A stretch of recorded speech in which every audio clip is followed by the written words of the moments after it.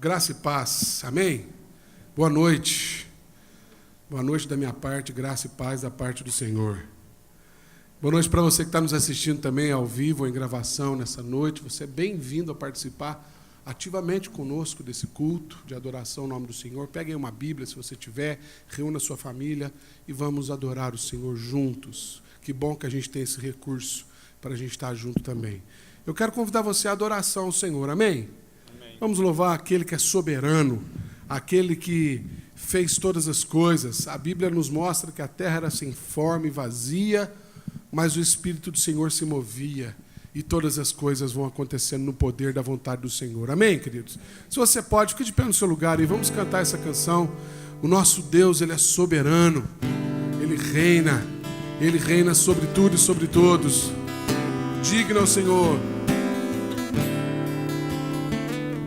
O nosso Deus é soberano,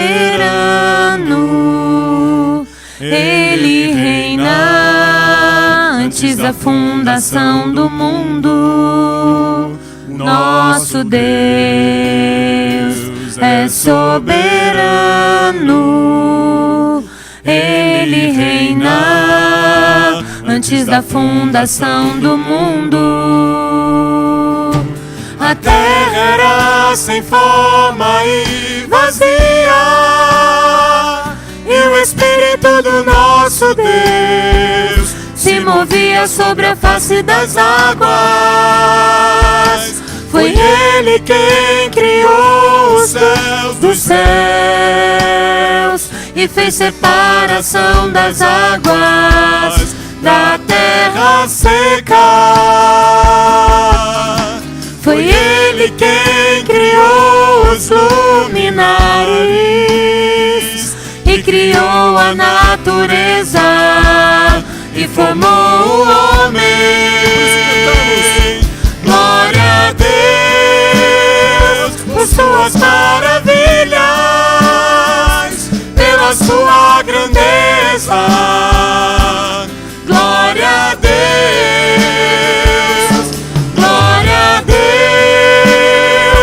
Suas maravilhas, pela sua grandeza.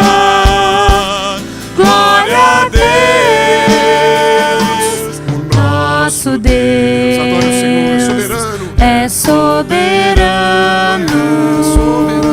Ele reina antes da fundação do mundo. Nosso Deus é soberano, Ele reina antes da fundação do mundo. A terra era sem forma e vazia, e o Espírito do nosso Deus se movia sobre a face das águas. Foi Ele quem criou os céus dos céus e fez separação das águas da terra seca. Foi Ele quem criou os luminares e criou a natureza e formou o homem. Glória a Deus por suas maravilhas, pela sua grandeza. Glória a Deus. Glória a Deus por suas maravilhas, pela sua grandeza. Glória a Deus. Glória a Deus.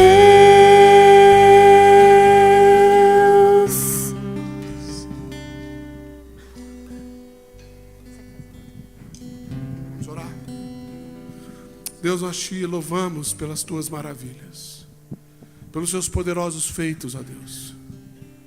Nós te exaltamos porque somos criaturas, Senhor. Somos objeto da tua glória.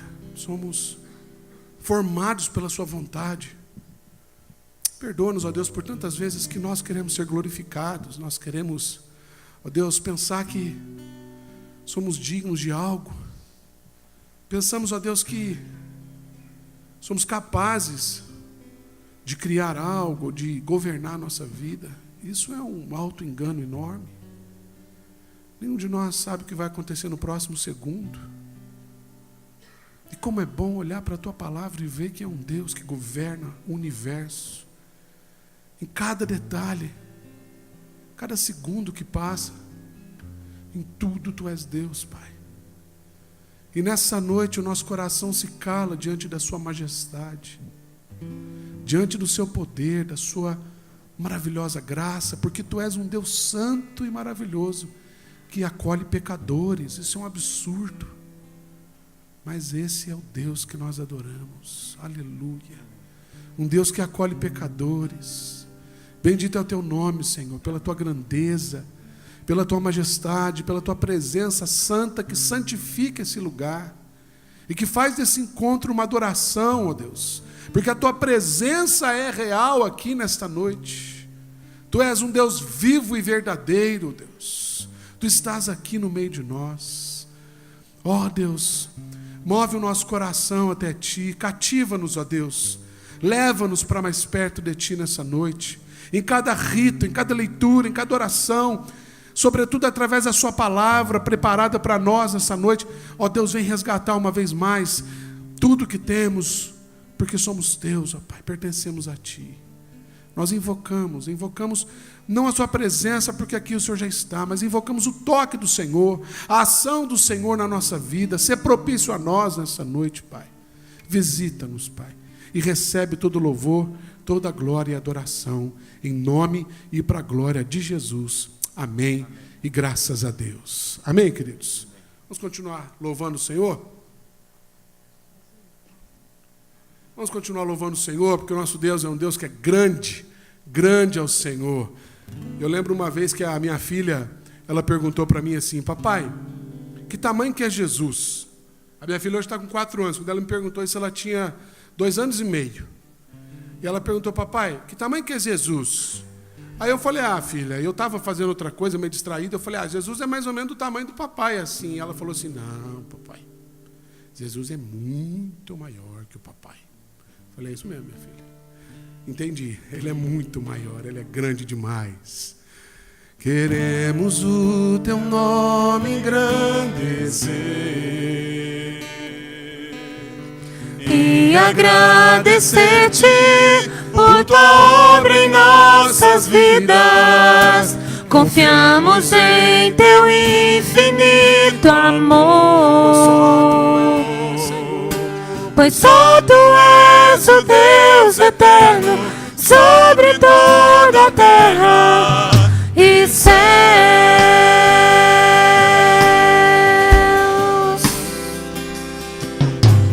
Grande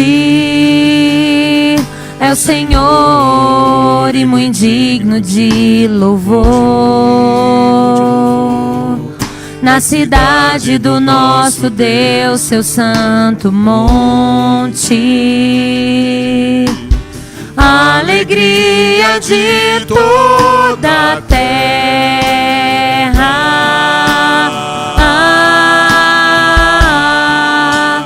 Grande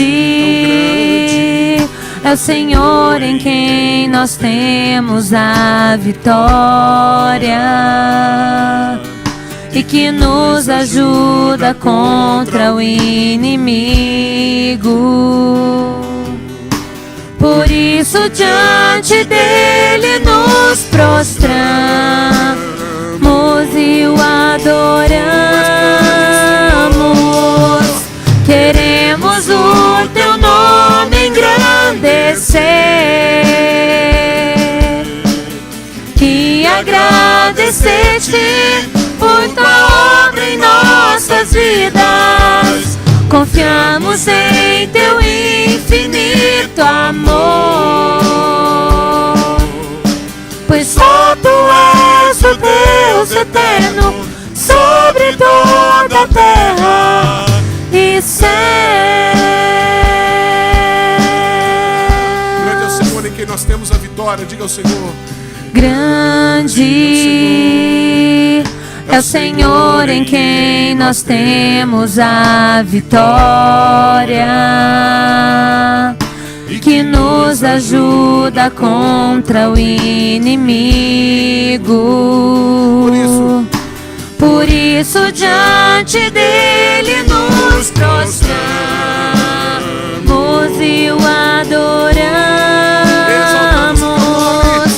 Queremos o teu nome engrandecer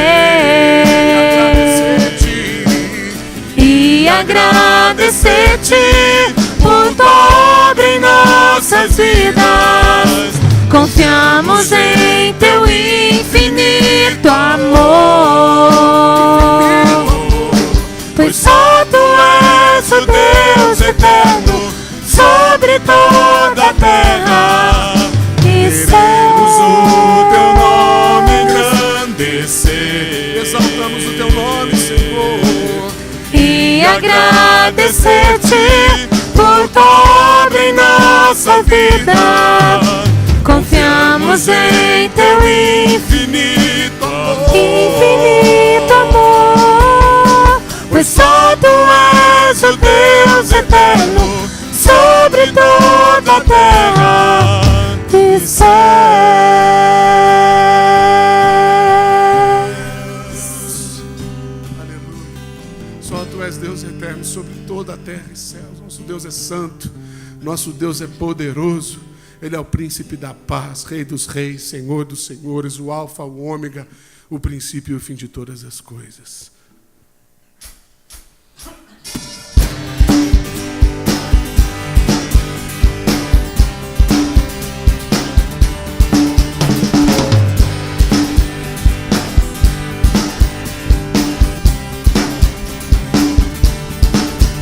tu és santo, Tu és santo, poderoso, poderoso, tu és digno tu és de digno adoração. de adoração.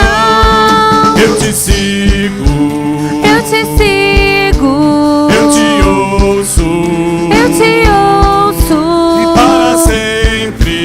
para sempre te amarei. te amarei. Ele é o meu Senhor, Ele é o Rei dos Reis, Ele é o Pai de amor, poderoso Deus, é o Emanuel, é o grande eu sou. Ele é o Cordeiro que me salvou. Ele vivo está, Ele ressurgiu, sempre reinará, Ele sempre existiu. Ele é o Alfa, o Ômega, o início e o fim, Salvador e Messias, amigo pra mim, Príncipe da paz, Só por ele eu viverei. Mais uma vez, tu és santo, cantamos ao Senhor. tu és santo, Tu és santo, poderoso, poderoso, tu és digno tu és digno de adoração. de adoração. E eu te sigo, Eu te sigo, eu te ouço, eu te ouço, para sempre te amarei. te amarei. Ele é o meu Senhor, Ele é o Rei dos Reis, Ele é o Pai de amor, Que é digno, eu amo e é o grande eu sou. Ele é o Cordeiro que me salvou. Ele vivo está, Ele ressurgiu, sempre reinará, Ele sempre existiu. Ele é o Alfa, o Ômega, início e o fim, Salvador e Messias, amigo pra mim, Príncipe da paz, só por ele eu viverei. Ele é meu Senhor. Ele é o meu Senhor, Ele é o Rei dos Reis, Ele é o Pai de amor, poderoso Deus, é o Emanuel, é o grande eu sou. Ele é o Cordeiro que me salvou. Ele vive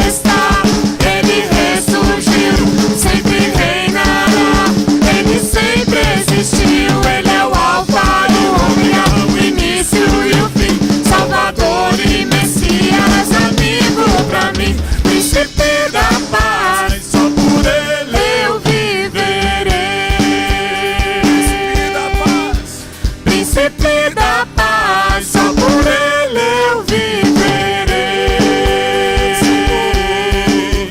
Príncipe da paz, só por ele eu viverei. Aleluia. Vivemos por ti, Senhor.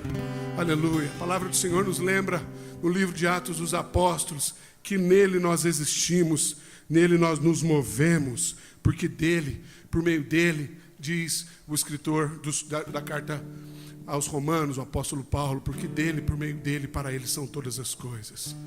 Logo, queridos, nós estamos falando de um Deus que tem poder para todas as coisas. Eu não creio num Deus que resolve problemas. Acho que é muito pouco. Eu creio num Deus que governa, mesmo em meio aos problemas. Eu creio num Deus que não simplesmente me cura da enfermidade, mas um Deus que, mesmo que a enfermidade me mate, a morte não é uma realidade para mim. Um Deus que me fez viver eternamente. Ele tem poder para salvar. E todos nós necessitamos disso. E a resposta bíblica é que ele veio. E ele está aqui. Possa o mundo ver brilhar essa luz através do nosso louvor. Amém, queridos?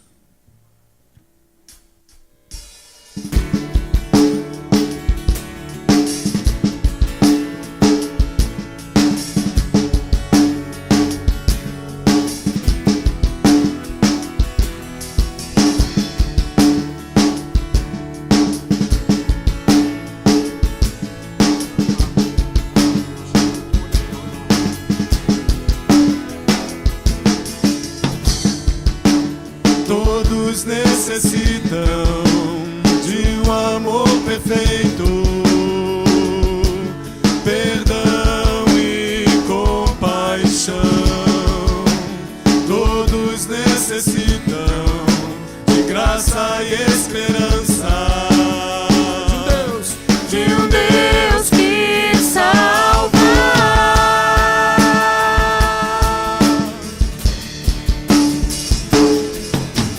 Cristo move as montanhas e tem poder para salvar, Tem poder pra salvar, pra sempre, autor da salvação.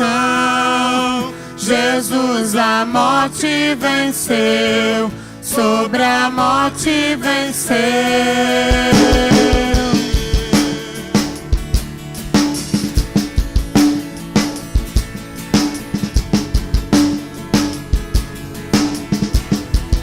Me aceitas com meus medos, Senhor.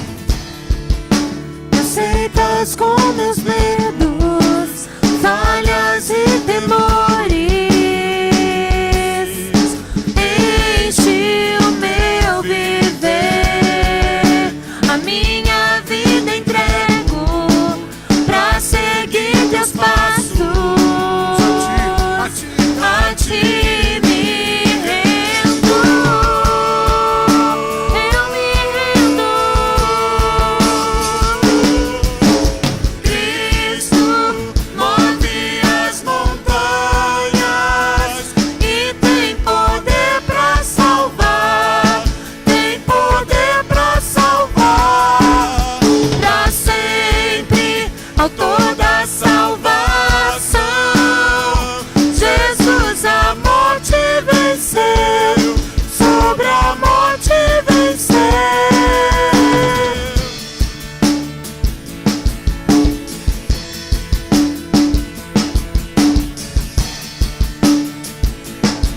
Possa o mundo ver brilhar a luz que nós cantamos para a glória dele. Possa o mundo ver brilhar a luz. Cantamos para a glória do Senhor Jesus Cristo. Possa o mundo ver brilhar a luz. Cantamos para a glória do Senhor Jesus Cristo. Move as montanhas e tem poder pra salvar, tem poder pra salvar, pra sempre, autor da salvação. Jesus a morte venceu, sobre a morte venceu.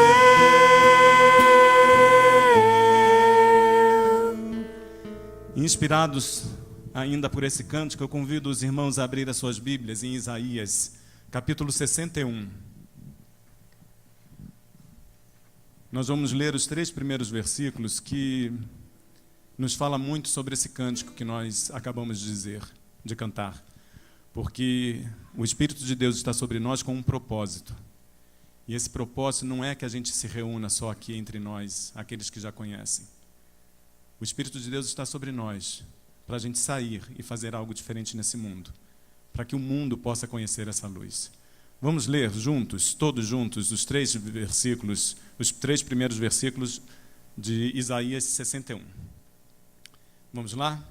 O Espírito do Senhor Deus está sobre mim, porque o Senhor me ungiu para pregar boas novas aos quebrantados, enviou-me a curar aos quebrantados de coração, a proclamar libertação aos cativos e a pôr em liberdade os algemados, a apregoar o ano aceitável do Senhor e o dia da vingança do nosso Deus, a consolar todos os que choram e a pôr sobre os que em Sião estão de luto uma coroa em vez de cinzas, óleo de alegria em vez de pranto, veste de louvor em vez de espírito angustiado, a fim de que chamem carvalhos de justiça, plantados pelo Senhor para a sua glória. Que missão, né? Porque nós temos o Espírito de Deus conosco.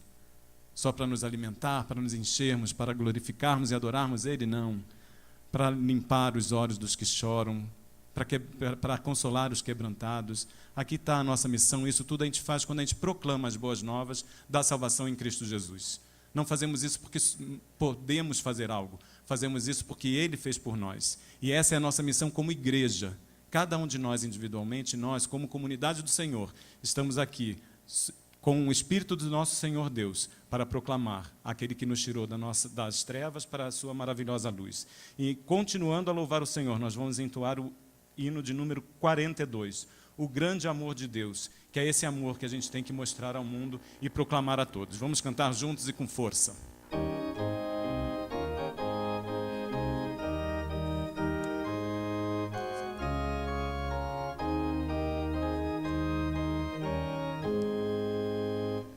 A Deus demos glória por seu grande amor, o Filho bendito por nós todos deu, e graça concede ao mais vil pecador, abrindo-lhe a porta de entrada no céu.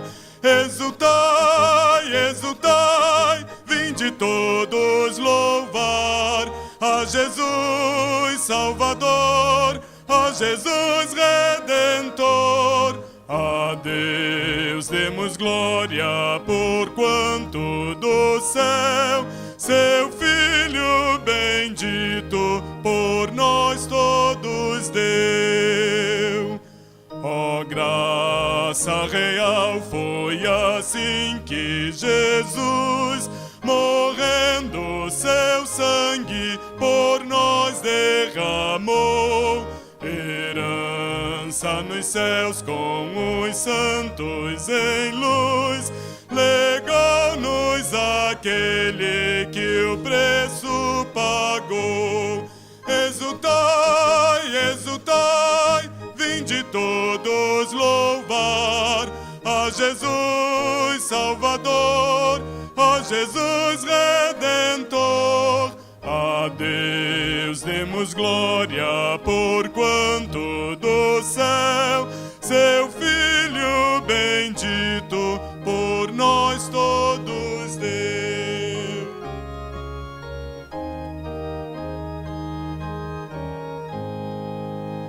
Tal prova de amor nos persuade a confiar nos merecimentos do Filho de Deus. E quem a Jesus pela fé se entregar, vai vê-lo na glória eterna dos céus.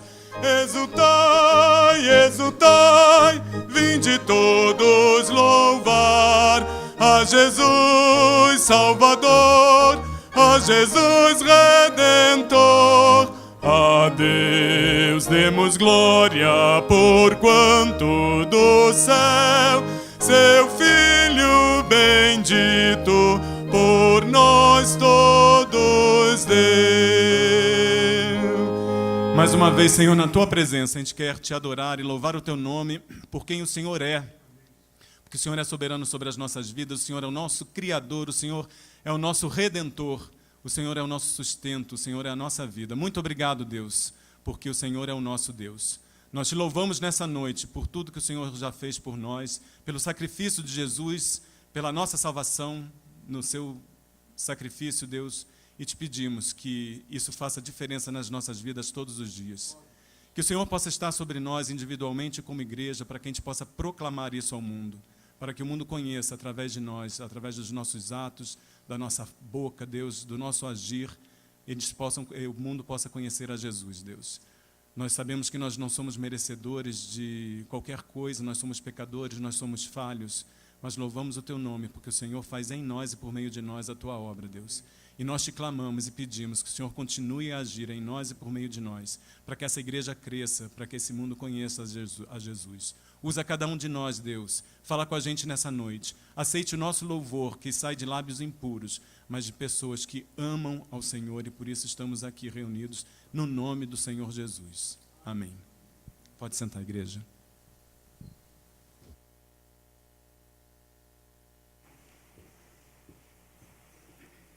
A graça e a paz do Senhor Jesus estejam com todos. Que alegria estarmos reunidos nesta noite. Nós viemos aqui para adorar, bendizer o nome do Senhor. Queremos abraçar a cada um com este espírito. Queremos saudar aos nossos visitantes, também os que nos acompanham à distância. Nós queremos nessa hora, também de uma maneira muito particular, cumprimentar alguém que esteja aqui pela primeira vez. Se é a primeira vez que você vem estar conosco, vou pedir a gentileza de onde você está, colocar-se em pé, que nós queremos presenteá-lo de uma forma especial. Há alguém aqui nos visitando pela primeira vez? Hoje não tem nenhum visitante primeira vez, né? Isso é raro. Ah, tem ali, sim. Por favor, olha, o Ivair vai chegar perto de você. É um abraço especial, receba os nossos cumprimentos. Obrigado pela sua querida presença. Mês do lar, mês da família. Hoje é o Dia das Mães. E nós queremos cumprimentar a cada uma dessas dignas irmãs no amor de Cristo. Daqui a pouco vamos cantar um hino especial para homenageá-las também, louvando e bendizendo o nome do Senhor. E nós estamos nos preparando para o próximo final de semana, quando vamos ter o Congresso da Família. É todo mundo junto, né? Os mais adultos, os mais jovens, as crianças, todos envolvidos nesta programação. Tá? Juntos com nossas famílias, vamos adorar ao Senhor. É o tema do nosso Congresso da Família. Nós vamos começar na sexta-feira à noite, às 20 horas, aqui no espaço de adoração. Nós vamos trazer uma mensagem especial com o tema O Propósito da Família, Sua Importância na Vida da Igreja. A família é fundamental na vida da igreja. Como a gente também sabe que a igreja é fundamental na vida da família. É um intercâmbio maravilhoso. Então comece conosco já na sexta-feira à noite, depois da palestra. Vamos ter um trabalho de pequenos grupos, refletindo a palestra que vamos fazer. No sábado à tarde, nós vamos ter aqui um festival comunitário. São oficinas que nós vamos levar a efeito nos vários salas da igreja. Vai ter ali um da mocidade, das crianças, um dos jovens, um dos adolescentes, casais, para mostrar o trabalho que está sendo feito e você conhecer melhor todas essas atividades, culminando sábado às 18 horas com uma palestra com o tema Os Desafios da Família Moderna. No domingo, nas ministrações matinais, nossa palavra será focada na família, mas à noite, neste culto que você normalmente está habituado a vir. Nós vamos ter um culto da família, uma liturgia um pouco diferenciada, com a participação de várias famílias, a sua evidentemente também vai estar inserida, e será o fechamento desta atividade do final de semana. Então, Congresso da Família, se possível, participe desde o começo, se não de alguma parte, não tem pré-inscrição, é só chegar, participar, mas nós gostaríamos de ter a comunidade aqui firme conosco. Há duas convocações para as quais eu quero chamar a atenção. Assembleia Geral Ordinária da ACP, Associação Comunitária Presbiteriana, para o dia 11 de junho realizar a sua assembleia com vistas à apresentação dos relatórios, aprovação de contas do exercício findo e a eleição dos diversos conselhos internos, inclusive da diretoria. Uma primeira convocação e ela pode funcionar 30 minutos com qualquer número e que já está convocado exatamente na sequência do culto vespertino, dia 11 de junho. Mas, no domingo que vem, nós já estamos convocados para uma Assembleia Geral Extraordinária assim que terminar o culto da família, mas se não tivermos quórum, que sempre é muito difícil ter quórum na primeira convocação, o nosso quórum é muito elevado, já fica convocada a segunda convocação para o domingo seguinte, dia 28 de maio, também no final do culto, Assembleia da Igreja para aprovação de reforma de estatuto e também para alienação de um imóvel que já está sob os auspícios da Igreja da Vila Americana há muitos anos e precisamos legalizar isso, faz parte do nosso estatuto, reunir a Assembleia para deliberar a respeito. Então, por favor, atente a estas programações, mas eu queria falar também, nesta hora, sobre a nossa campanha, Reparar a Casa do Senhor, e nós estamos aí com a nossa urna, aqui lá na frente, acolhendo os compromissos, o cartão compromisso. Se você ainda não preencheu, já tem 2 domingos nós disponibilizamos, se você precisar hoje de os diáconos têm à sua disposição, você preenche, diz como pretende contribuir, à vista, em parcelas, quando vai começar a fazê-lo, e deixa aqui na urna. Aqui você não coloca dinheiro, não. Aqui você coloca só o compromisso. Quando você vier fazer a sua oferta, e você já pode fazê-la desde já, né? Se você faz o compromisso, não, eu estou querendo começar agora, eu estou querendo dar integralmente, já tem um envelope especial aqui, que é da mesma cor telha, né? E você coloca no ofertório. Se não chegar a tempo do ofertório, pode entregar na mão de um dos oficiais diáconos, que eles colocarão na urna própria. E assim nós vamos caminhando com a nossa campanha para a reforma do nosso templo histórico. Já estamos com tudo pronto para no iniciozinho de junho começar as obras lá.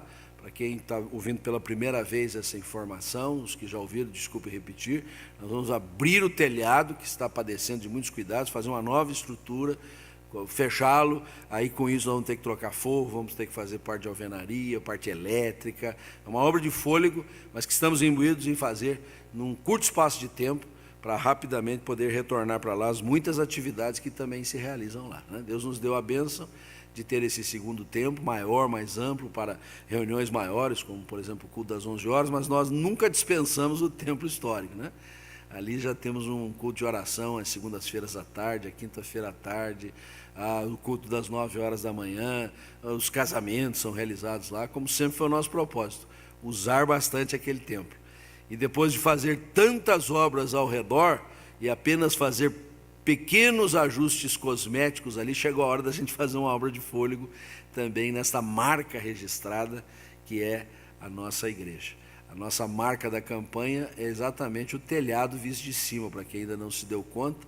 Essa cruz aí é o nosso templo, uma cruz romana. Quem faz um passeio aéreo, isso foi feito com o drone, tem exatamente essa visualização. Então contamos com a sua participação. Você é muito importante para nos ajudar nesta caminhada também. Eu queria que soltasse o vídeo do Dia da Igreja Perseguida. Dia 11 de junho nós vamos ter um tempo especial de intercessão pela Igreja Perseguida e nós estamos nos preparando, vendo alguns vídeos especiais do DIP, Dia da Igreja Perseguida.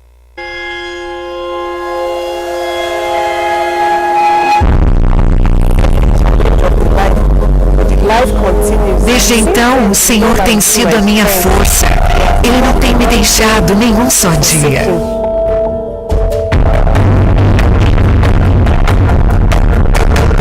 No norte da Nigéria, os cristãos têm enfrentado sérios ataques dos grupos extremistas, principalmente do Boko Haram. O governo não tem conseguido parar a violência religiosa. Mais de 10 mil cristãos já foram mortos. Assim, a fé dos que permanecem é constantemente testada. Kemi é uma cristã nigeriana da cidade de Jos. Ela e sua família sentiram de perto a força e a fúria do extremismo islâmico. Perto das 9 da manhã, nós começamos a ouvir barulho como de pessoas brigando. Quando saímos de casa, percebemos que o ambiente estava estranho. Então eu decidi ir à casa dos meus vizinhos. Quando chegamos lá, as pessoas estavam conversando muito. E de repente vi um grupo de pessoas entrando na minha casa, levando tudo o que eu tinha, toda a comida que eu tinha comprado. Eu estava olhando para eles, eu vi tudo. Eles estavam carregando as coisas e levando consigo. Depois disso, colocaram fogo no meu carro e antes que eu percebesse, eles queimaram minha casa. Eu reuni as crianças, meus 4 filhos, em um quarto pequeno. Veio um homem e colocou fogo. Começou a subir muita fumaça. Então eu implorei e chorei: por favor, liberte os meus filhos. Até que outro homem veio e disse: não mate as crianças nem as mulheres. Depois, quando eu liguei para meu marido e perguntei onde ele estava, eles atenderam e disseram que ele estava morto. Este não é um caso isolado, e sim a realidade de milhares de cristãos na Nigéria que enfrentam perseguição por seguir a Cristo. Apesar da dor, quem sabe que pode contar com a família da fé espalhada por todo o mundo.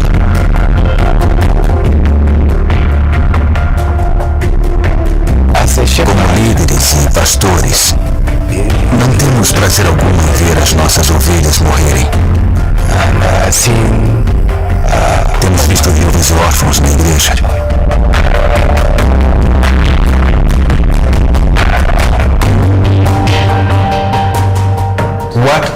O que nos separará do amor de Deus? Será perseguição? Não, jamais. Ela não pode nos separar do seu amor. Será o Boko Haram? Nunca. Nós temos decidido morrer por Jesus. Não importa o que vier. Nós escolhemos servir inteiramente ao Senhor. Nada pode nos parar. Nada irá nos separar. Participe do DIP e saiba o que você pode fazer por eles.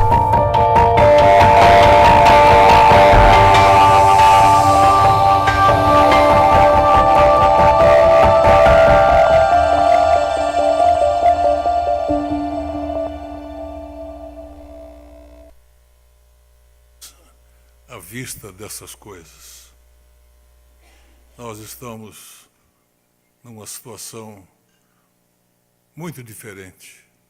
Temos problemas, mas não desta ordem. Se Deus é por nós, quem será contra nós? Vamos orar por este povo, irmãos nossos, que estão sendo trucidados, perseguidos, massacrados pelos inimigos. Na carta de Paulo aos Filipenses, capítulo 4, o apóstolo Paulo, que sofreu muito também com perseguições, disse, a partir do verso 10, alegrei-me sobremaneira no Senhor, porque agora, uma vez mais, renovastes a meu favor o vosso cuidado, o qual também já tinhais antes, mas vos faltava oportunidade. Digo isto não por causa da pobreza, porque aprendi a viver contente em toda e qualquer situação. Tanto sei estar humilhado, como também ser honrado. De tudo e em todas as circunstâncias já tenho experiência, tanto de fartura como de fome, tanto assim de abundância como de escassez.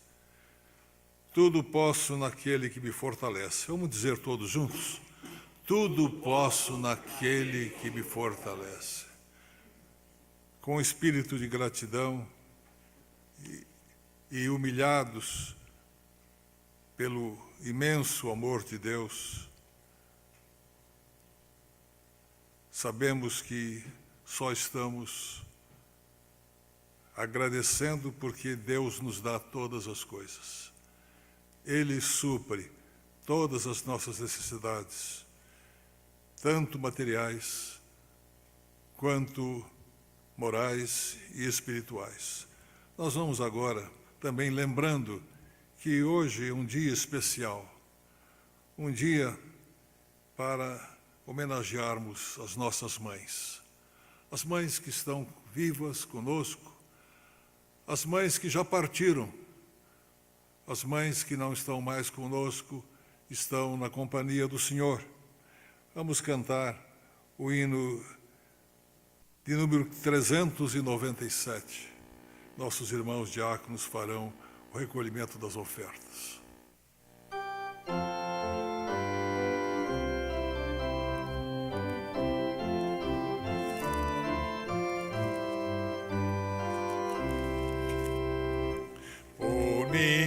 Sua mãe e no seu amor não há pena nem igual. Seu louvor-te, ó Senhor, é grande o bem.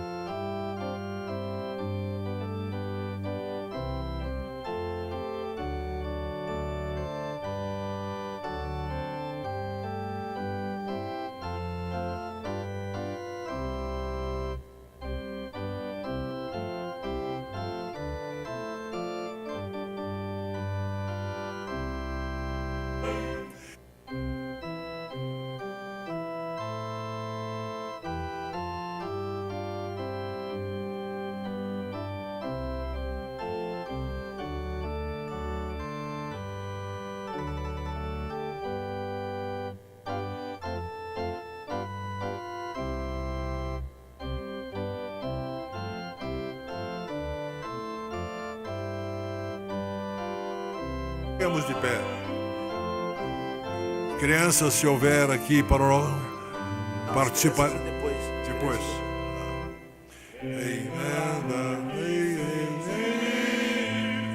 Mãe, o plano amor, por ela o coração bendiz ao Criador.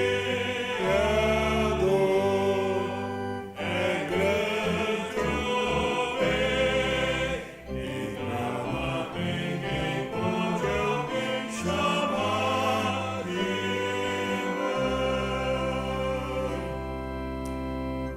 Nosso Deus, nosso Pai, que nos supres, nos cobres com o teu santo amor, dando-nos tudo que é necessário para o nosso sustento, para a nossa vida. Nós te louvamos, ó Deus, pela tua proteção, pelo teu provimento. Nós te pedimos, ó Deus, que nós sejamos humildes, não sejamos soberbos, sabendo que tudo vem de ti. E aquilo que nós damos não é nosso, é o que nós retornamos daquilo que o Senhor já nos deu.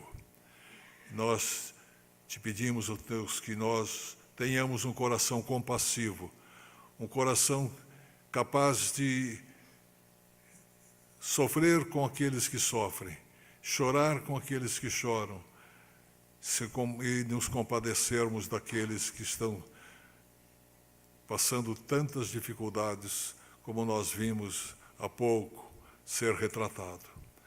Nós te pedimos, ó Deus, que tu abençoes a todas as mães que estão aqui presentes, aquelas todas que fazem parte da família da fé, dando sustento espiritual, dando alento, dando a força que vem do teu Santo Espírito, pois essas irmãs são especiais para a vida de suas famílias, para a vida da igreja, para a vida da sociedade. É em nome de Cristo Jesus que nós te pedimos e agradecemos. Amém. Pode.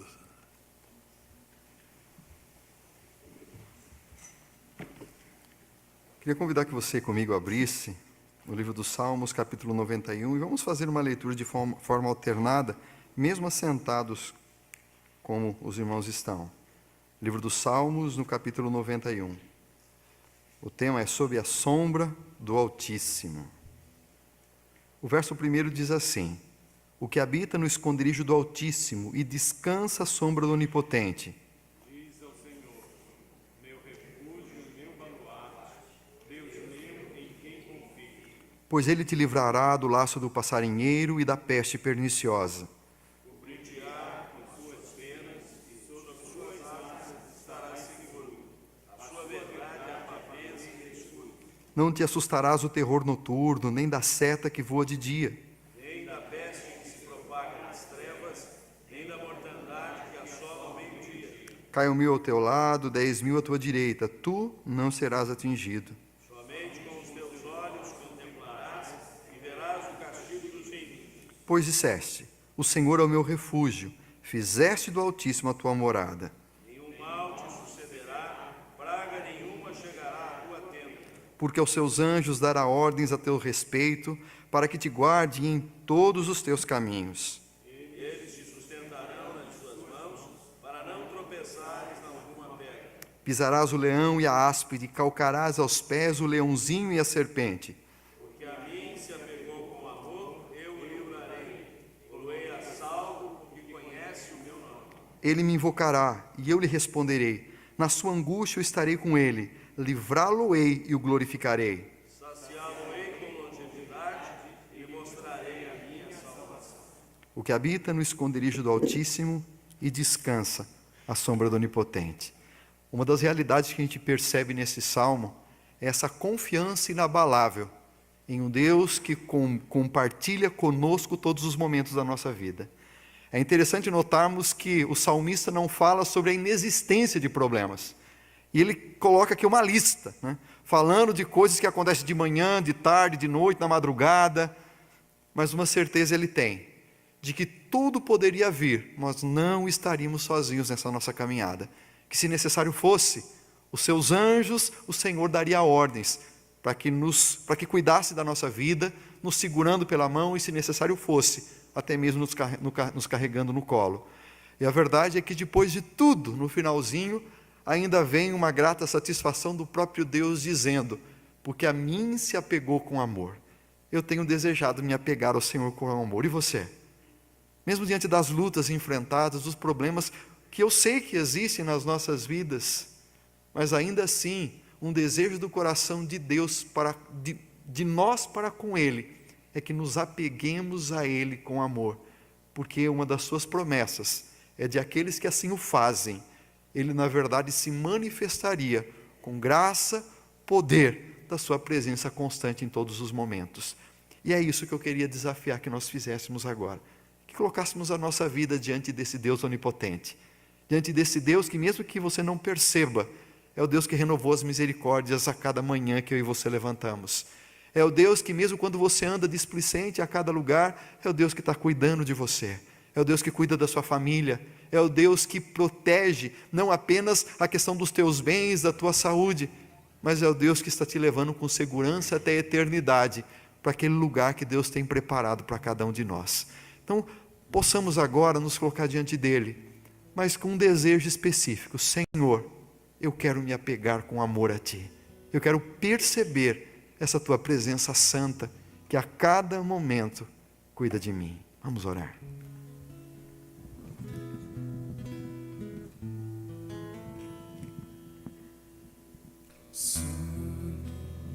Pai, Tu és santo, mesmo que a escuridão venha me envolver.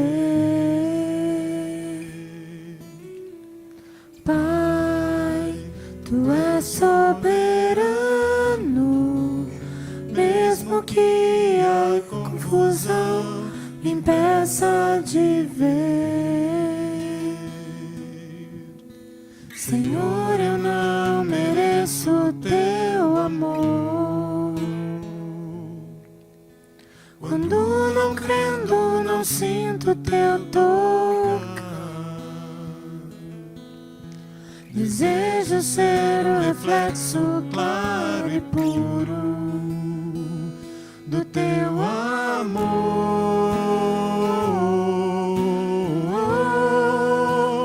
Venho então, entro em teus átrios, e aos teus pés me coloco. Tu és meu Salvador e pertenço a ti. Tudo que se passou na minha vida, Senhor, pertence a ti. Pertence a ti. Venho então, entro em teus átrios, e aos teus pés me coloco. Tu és meu Salvador e em ti eu confio. Tudo que se passou na minha vida, Senhor, pertence a ti.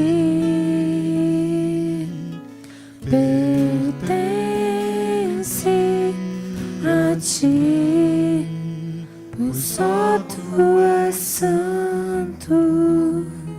Mesmo ainda com a cabeça abaixada, eu queria fazer um desafio, não um desafio para que você venha à frente, mas se você tem alguma necessidade, que você percebe que talvez não esteja percebendo essa presença tremenda de Deus, e que você fala, olha, eu preciso desse cuidado, eu preciso desse auxílio, dessa mão amiga, desse dirigir de Deus. Eu queria comentar que você ficasse em pé no seu lugar, né, colocando a sua vida diante do altar de Deus. Assim, Senhor, eu apresento aqui a minha necessidade, eu apresento o meu coração, eu tenho uma semana pela frente, e mais do que tudo, eu preciso do teu auxílio, eu preciso da tua direção, eu preciso do Senhor indo à frente da minha vida, e com isso nós estaremos orando. Ó Deus querido, nós nos alegramos pelo privilégio que temos de poder ser chamados de teu povo. Pai amado, gostaríamos, Senhor, que não existissem dificuldades no nosso caminhar, mas a tua palavra mesmo nos diz que através das provações o Senhor estaria, Pai amado, trabalhando os nossos corações. E eu sei, ó Deus, como vimos na igreja perseguida, Pai amado, a fé daquela irmã que expõe mesmo no meio da perda, Senhor, uma fé genuína que brota não apenas de uma circunstância boa, mas de uma fé verdadeira no Deus de toda a vida, porque ela sabe que não tem para onde fugir, que mesmo, Senhor, muitos negando a fé, podem ter a vida poupada, mas ela tem consciência de que a vida dela é muito mais do que a terrena, mas existe uma vida eterna. Então por isso, Deus, eu quero te agradecer, porque o Senhor nos reuniu nesse lugar, e porque, Senhor, a despeito das nossas dificuldades, eu sei que o Senhor tem estado presente nas nossas vidas. Eu quero te pedir que o Senhor abra os nossos olhos, abra os nossos ouvidos, para que possamos perceber essa tua condução, perceber esse teu mover, perceber essa tua presença santa, que não tira de nós o olhar em um só instante da nossa vida. E faça, ó Deus, que essa semana seja uma semana para o louvor da tua glória, em que, em vindo as dificuldades, possamos perceber esse cuidado tremendo do Senhor para conosco, e que possamos a cada dia nos apegar a ti com amor. Ó Deus, eis as nossas vidas no teu altar, para que o Senhor trabalhe, para que o Senhor cuide, e para que nela o Senhor manifeste a tua graça e o teu poder, em o nome de Jesus. Amém. Se você pode dar um abraço no irmão que está do seu lado, abençoe a vida dele.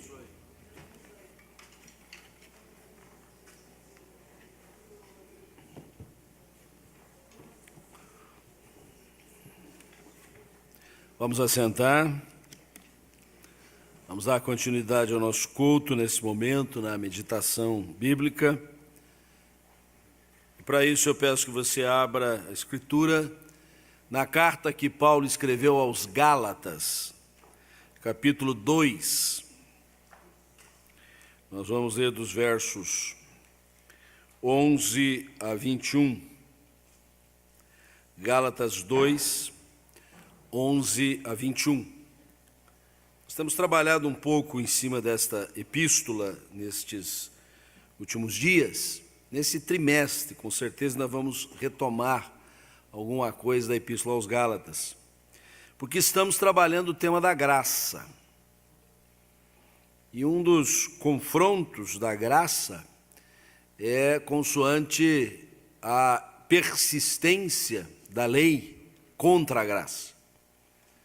E esta carta aos Gálatas é muito reveladora disso, porque depois de ter sido alcançada pelo Evangelho da graça, os Gálatas titubearam na fé, claudicaram na confiança no Senhor e quiseram combinar um pouco de legalismo com a graça. E Paulo é enfático, Paulo é contundente.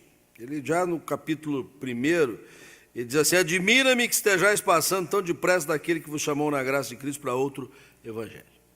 Nós falamos já sobre isso, mas eu quero hoje estudar no capítulo 2, vamos ler os versos 11 a 21, que diz assim: quando, porém, Cefas, é o apóstolo Pedro, veio a Antioquia, resisti-lhe face a face, porque se tornara repreensível. Com efeito, antes de chegarem alguns da parte de Tiago, comia com os gentios. Quando, porém, chegaram, afastou-se e, por fim, veio a apartar-se, temendo-os da circuncisão. E também os demais judeus dissimularam com ele, a ponto de o próprio Barnabé ter se deixado levar pela dissimulação deles. Quando, porém, vi que não procediam corretamente, segundo a verdade do Evangelho, disse a Cefas na presença de todos: se sendo tu judeu, vive como gentio e não como judeu, por que obrigas os gentios a viverem como judeus? Nós, judeus por natureza e não pecadores dentre os gentios, sabendo, contudo, que o homem não é justificado por obras da lei, e sim mediante a fé em Cristo Jesus, também temos crido em Cristo Jesus, para que fôssemos justificados pela fé em Cristo e não por obras da lei, pois por obras da lei ninguém será justificado. Mas se procurando ser justificados em Cristo, fomos nós mesmos também achados pecadores, dar-se ao caso de ser Cristo ministro do pecado? Certo que não. Porque se torno a edificar aquilo que destruí, a mim mesmo me constituo transgressor. Porque eu, mediante a própria lei, morri para a lei, a fim de viver para Deus, estou crucificado com Cristo. Logo, já não sou eu quem vive, mas Cristo vive em mim, e este viver que agora tenho na carne, vivo pela fé no Filho de Deus, que me amou e a si mesmo se entregou por mim. Não anulo a graça de Deus, pois se a justiça é mediante a lei, segue-se que Cristo morreu em vão. Senhor, vamos meditar nesse texto e na Tua palavra como um todo, por conseguinte. E nós precisamos da presença do Teu Espírito Santo que ilumina, que clareia, que esclarece, que tira as escamas não dos olhos, mas da alma, para podermos discernir a verdade. Fala ao nosso coração em Cristo Jesus. Amém.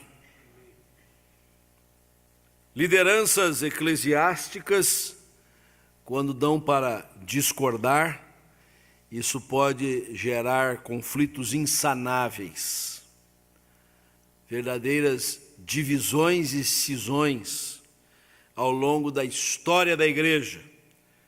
Parece que não tem espaço para que dois líderes ou mais possam conviver harmoniosamente. Esse é um grande desafio para o sistema presbiteriano, porque o sistema de governo, que inclusive dá nome à nossa igreja, ele enfatiza a importância da liderança plural.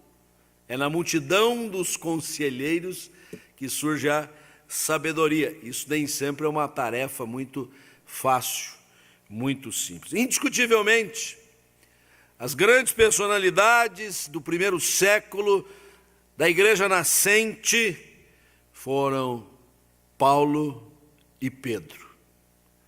Essas duas figuras são tremendas na sua presença junto à igreja que está começando, a igreja que vai se expandindo, sem olvidar também de outras figuras importantes, como o próprio João, que nos legou um evangelho, como Tiago, que também nos confere uma epístola, Judas, igualmente apóstolos que serviram ao reino de Deus.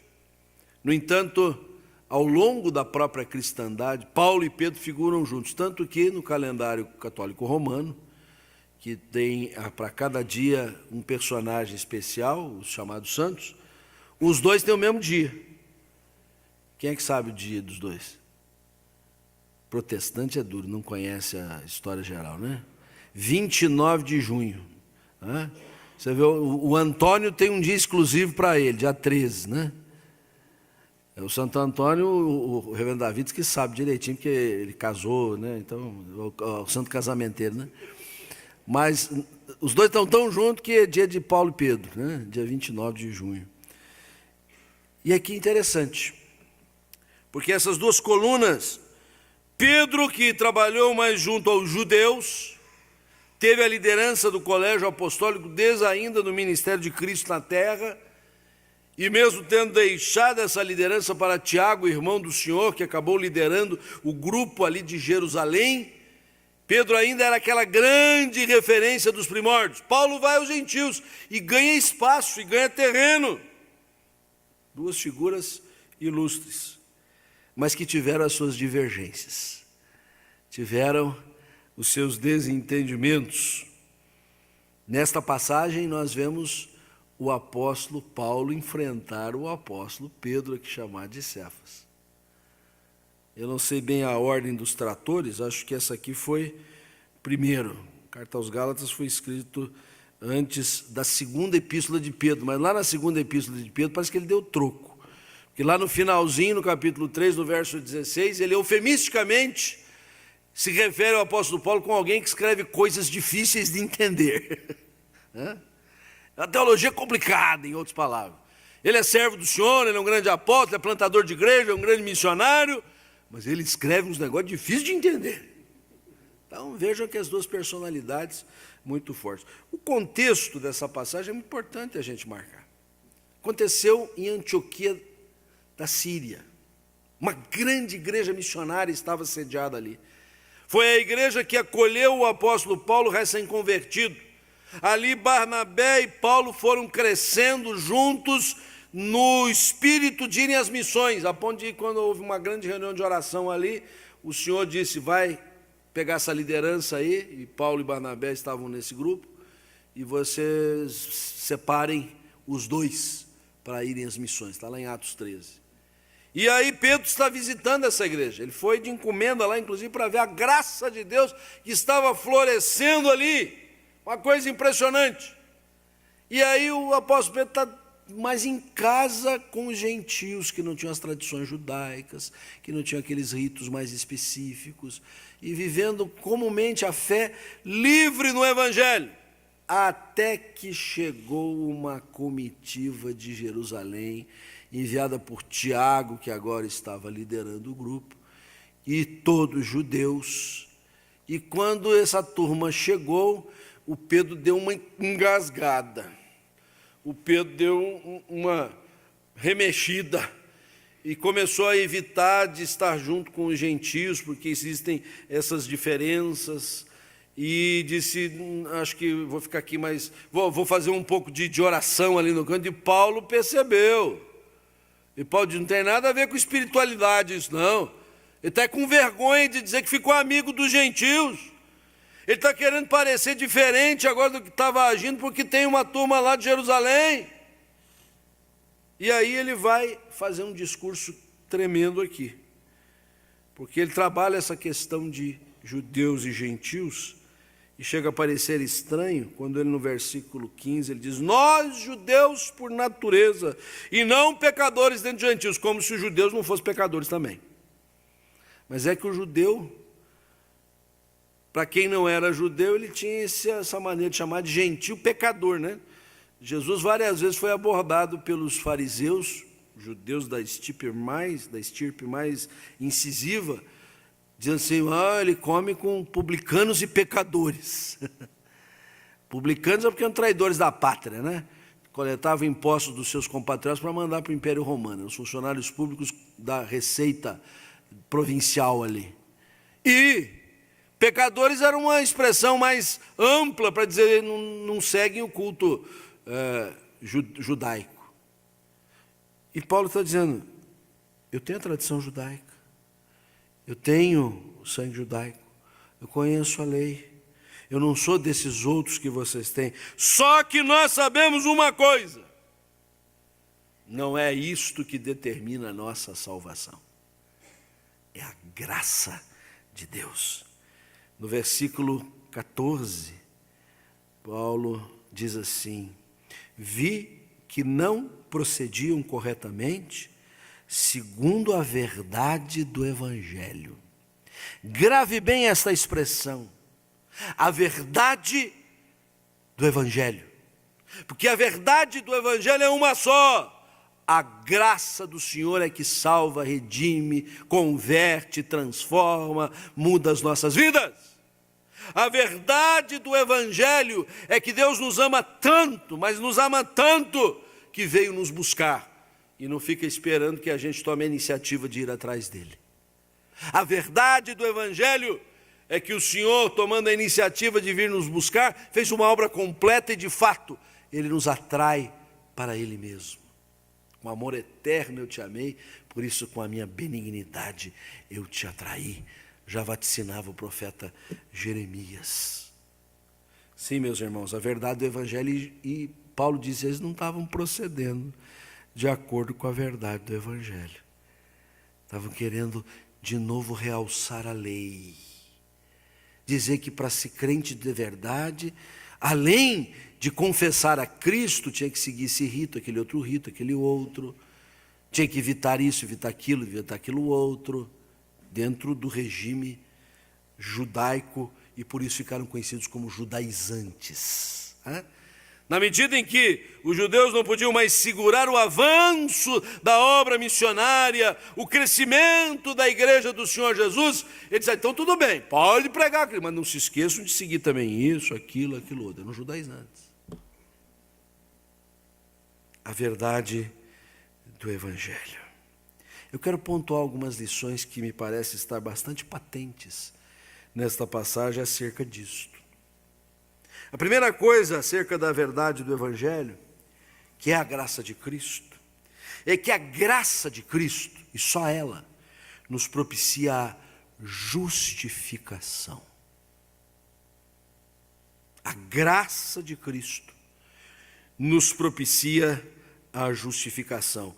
Estava agora há pouco enfatizando o verso 15, mas ele está conectado ao 16, não tem nem ponto final. Então Paulo vai dizer: nós judeus por natureza nascemos dentro do regime judaico e não dos gentios que não conheciam as tradições do Antigo Testamento, sabendo, contudo, que o homem não é justificado por obras da lei, e sim mediante a fé em Cristo Jesus.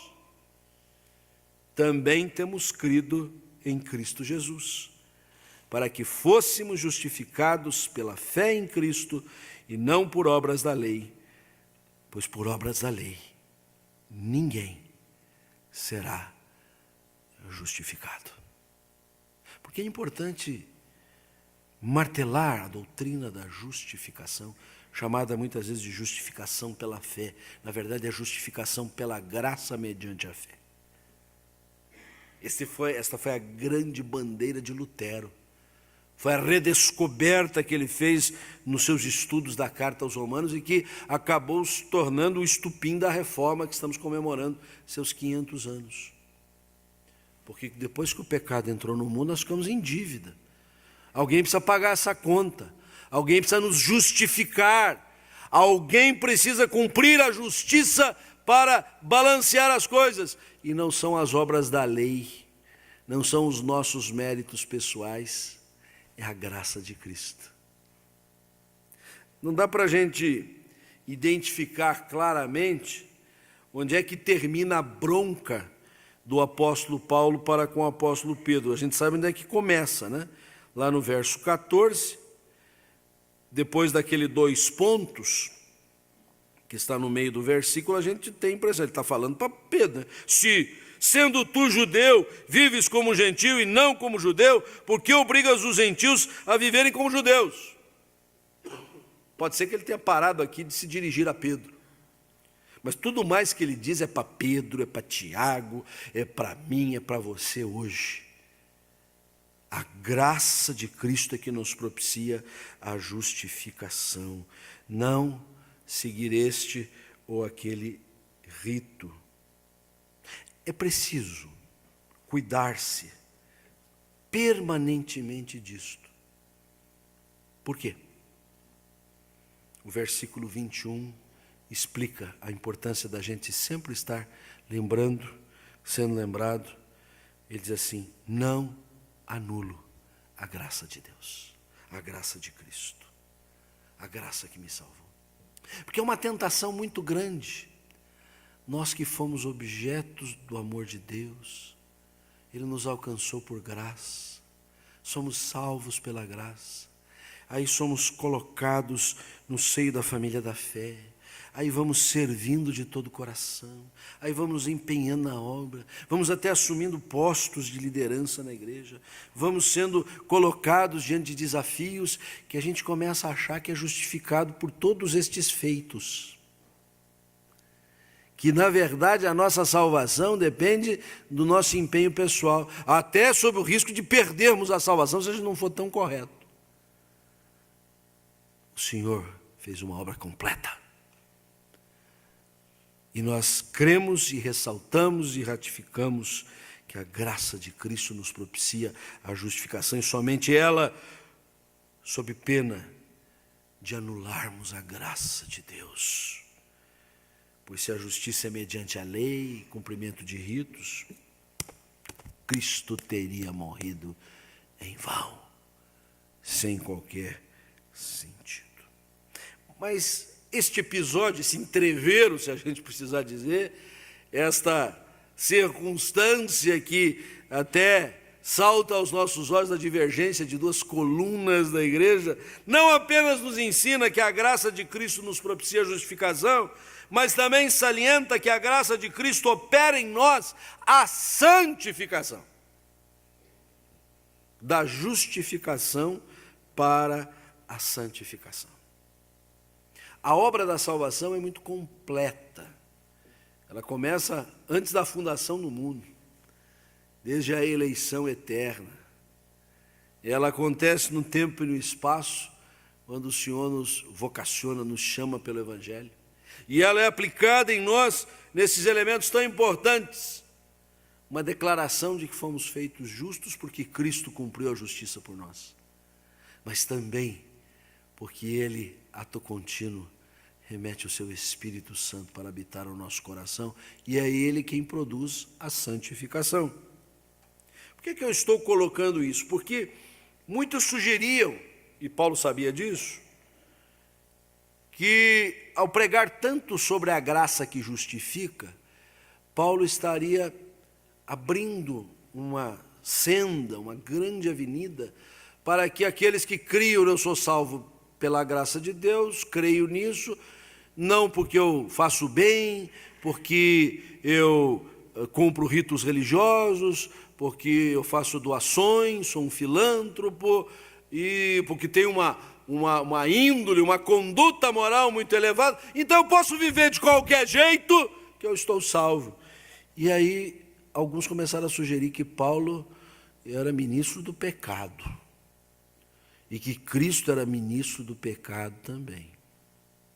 E aí no versículo de número 17, ele toca na ferida. E ele esclarece. Mas se procurando ser justificados em Cristo, e é isso que nós temos que fazer, e não por nós mesmos, fomos nós mesmos também achados pecadores, dar-se-á o caso de ser Cristo o ministro do pecado? E ele dá um enfático, certo que não. E explica: porque se torno a edificar aquilo que destruí, a mim mesmo constituo transgressor. Em outro lugar, Paulo trabalha a questão do velho homem e do novo homem em Cristo. É preciso despojar-se do velho homem com as suas concupiscências, as suas danações todas, e estar sendo revestido do novo homem. Isso é uma outra forma de falar sobre santificação, obra que o Espírito realiza em nós. Cristo é ministro do pecado, ou seja, porque Cristo justifica pecadores que ainda, infelizmente, continuam pecando. Ele motiva o crescimento do pecado no mundo? Em absoluto, é certo que não. Você consegue acompanhar esse raciocínio? Aqueles que dizem, mas se Cristo fica justificando o pecador que de vez em quando se resvala de novo no pecado, ele está sendo muito bonachão. Não. Ele conhece a nossa falibilidade, a nossa debilidade, a nossa fragilidade, a nossa pecaminosidade. E por isso envia o Espírito Santo para trabalhar todas essas questões em nós. Para isso, duas coisas precisam ser consideradas aqui muito pontualmente, muito rapidamente. Agora em Cristo vivemos para Deus, não para nós mesmos. E isto implica, primeiro, que estamos crucificados com Cristo para o pecado. É o que diz o versículo 19. Porque eu, mediante a própria lei, morri para a lei, a fim de viver para Deus. Estou crucificado com Cristo. O velho homem morreu na cruz. E se eu torno a edificar aquilo que eu destruí, eu me torno transgressor. Ele já explicava isso no 18. É importante considerar a obra da santificação desse prisma. Fomos crucificados com Cristo. O velho homem está lá. No entanto, o versículo 20 traz o outro lado da moeda, o lado negativo. O 19 mostra, morremos para o pecado, mas agora habilitados por Cristo, pelo seu Espírito, estamos prontos para a vida santa. Logo, já não sou eu quem vive, mas Cristo vive em mim.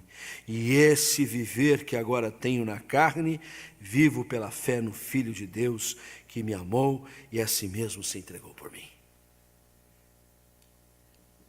É a graça operando a santificação. Por isso, quando você diz, não sou eu quem vive, mas Cristo vive em mim, você está mais do que repetindo um versículo. Você está mais do que fazendo referência ao que o apóstolo Paulo disse. Você está mais do que cantando um cântico, que inclusive a gente entoa de vez em quando, que tem esta expressão. Você está reconhecendo a graça que me justifica e a graça que me santifica. E é sob esta graça que eu vivo. A verdade do Evangelho é esta: a graça de Cristo nos propicia a justificação. A graça de Cristo opera em nós a santificação. Mas há uma terceira e derradeira lição: a graça de Cristo motiva a comunhão, a congregação, o congraçamento, a reunião dos filhos de Deus. Lembremos o que vínhamos dizendo há pouco ainda na introdução. Pedro estava em casa com os gentios. Nem parecia uma pessoa de tradição israelita. Pedro, na verdade, era um galileu, mas que conhecia todas as tradições judaicas. Estava muito bem ali, até que a comitiva de Jerusalém chegou. E aí duas coisas aconteceram. Ele afastou-se, diz o texto, no versículo 12, né? Ele comia com os gentios, ele estava em comunhão com todo mundo. Quando, porém, chegaram, afastou-se. Ficou um pouquinho assim à distância. Ficou dando a impressão assim, não, eu não tenho nada a ver com esse pessoal. E depois o texto termina, por fim veio apartar-se, temendo a opinião dos da circuncisão, referência aos judeus.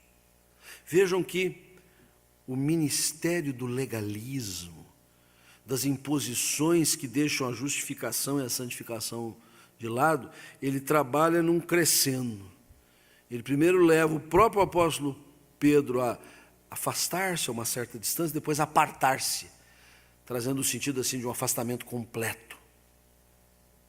Pois a graça de Cristo opera no reverso. Na medida em que o legalismo e tantos outros ismos nos levam a nos afastar, a nos apartar uns dos outros, a criarmos os nossos cubículos, a fazermos os nossos nichos, a criarmos os nossos guetos, a graça motiva a comunhão. A graça opera um movimento reverso, a aproximação, a comunhão. O partilhar mesmo com as diferenças, a capacidade de interagirmos uns com os outros, mesmo sendo tão distintos, tão diversos, com características, qualidades, aspectos tão diferentes, nós ousamos interagir, comungar uns com os outros. E neste ponto, o apóstolo Paulo finca uma coluna. E ele diz: quem está sob a graça de Cristo não apenas sabe que foi justificado pela obra do Senhor Jesus, que agora o seu Espírito opera nos nossos corações a santificação, mas ousa ter comunhão com o seu próximo, com o seu semelhante, com o seu irmão. Pode caminhar juntos nesta mesma fé, mesmo com características diferentes.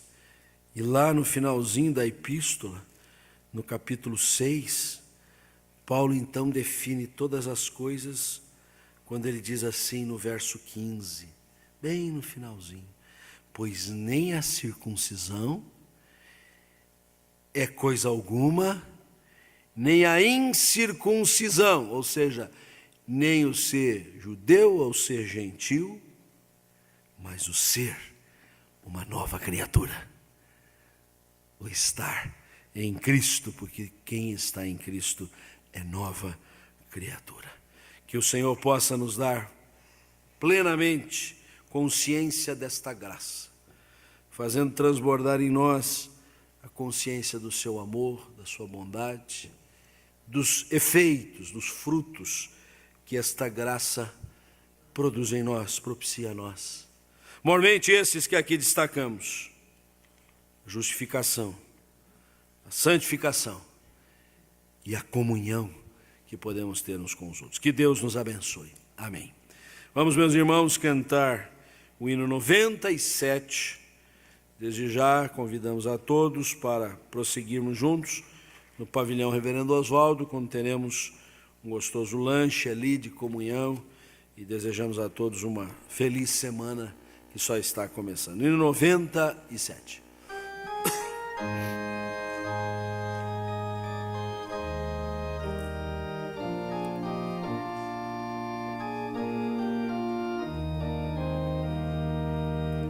Meu pecado resgatado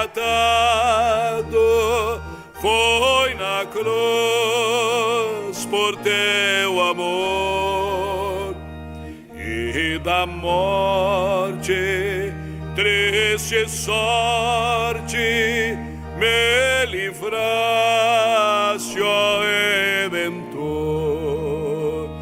Cristo inflama viva chama em meu peito, ó Salvador,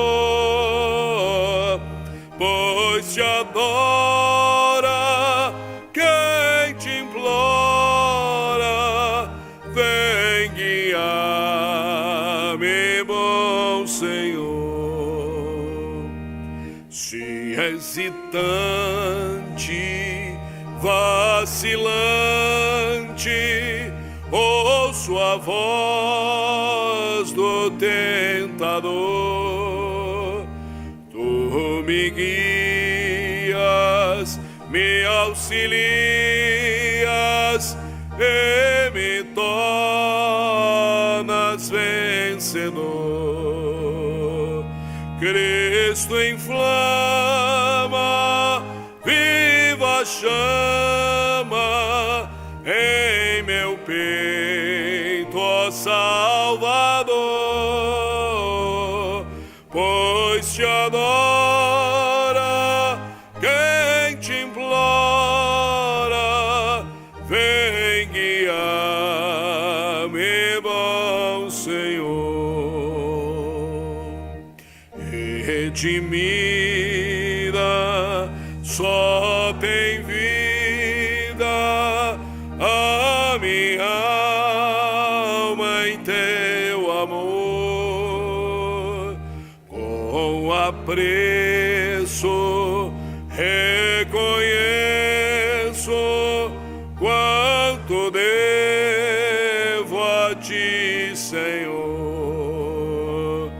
Cristo inflama, viva chama em meu peito, ó Salvador, pois te adora quem te implora, vem guiar-me, bom Senhor. Inflama a viva chama, ó Cristo, na verdade do Evangelho. Evangelho muitas vezes desfigurado, Evangelho que nos é apresentado de forma diluída, precária, Evangelho que se confunde com qualquer expressão religiosa, de credo, de fé espalhado no mundo, e ele é singular, ele não tem comparação, porque ele é graça, graça do Senhor, graça abundante, graça transbordante. Não permita, Senhor, que por qualquer motivo ou razão nós cooperemos para anular a graça de Cristo, porque sabemos que Cristo não morreu em vão, morreu para nos salvar e fez uma obra completa, de tal sorte que temos a justificação dos pecados, temos o ministério do Espírito Santo que santifica os nossos corações e fomos constituídos em família de Deus, em povo do Senhor, para estar em comunhão contigo e em comunhão uns com os outros. Confirma a tua palavra em nossos corações, é o que te pedimos em nome de Jesus. Amados irmãos, ide em paz, que a maravilhosa graça de nosso Senhor e Salvador Jesus Cristo, o amor infinito do Pai, as consolações do Espírito Santo sobre vós repouse hoje e sempre. Amém. Ao que está sentado no trono e ao Cordeiro seja o louvor e a honra e a glória e o domínio pelos séculos dos séculos. Amém.